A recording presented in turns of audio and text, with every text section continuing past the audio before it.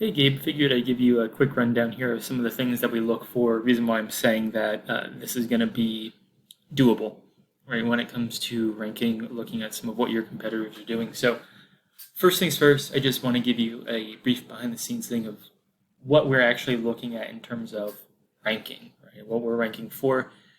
We have the term junk removal over in Grand Rapids, which is great. You get 100 searches a month, theoretically, and this is just a tool, it's an estimate.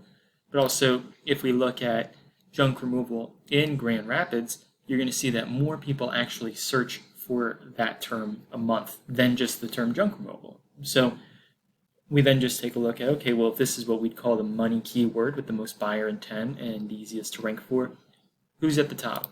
So taking a look here, we've got Easy Grand Rapids Junk Removal, Daryl's Remove All, and Grand Rapids Junk Removers. A little weird wording there. And each of their sites aren't doing anything crazy. The three biggest things when it comes to having a site really appear high for most people is going to be the amount of content, so words on the page.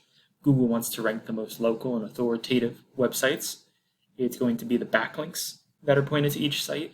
Think of those like votes from other sites being pointed to your site. It's important to know that the total number is something that we look at and consider, but it's not everything.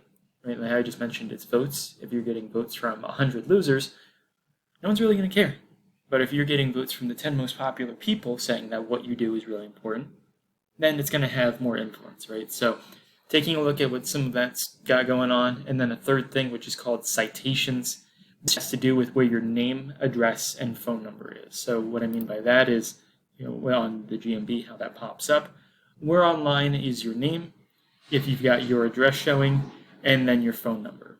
So, they can obviously hide them, but it's something that you still have to submit to Google and other directories. And we've got a good list of already knowing and checking, hey, how many do they have?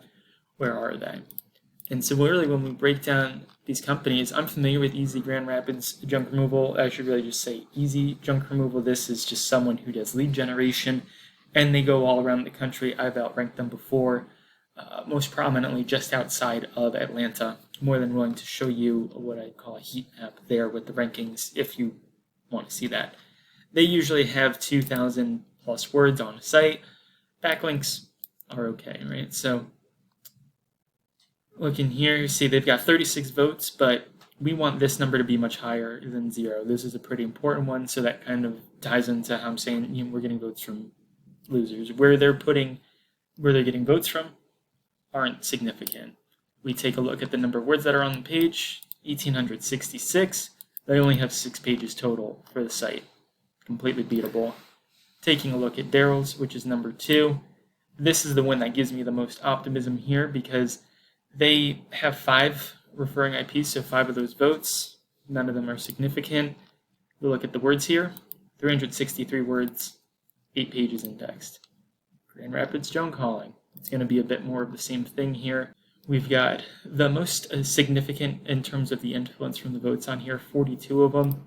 But then when we look at the content, we've only got 1,300 words, 7 pages. Again, this is all very beatable stuff. It's not something that's going to happen overnight, but I feel very confident with saying that in Grand Rapids, you could be in the top 2 or 3 places here when it comes to where your GMB, your Google My Business is ranking within a few months.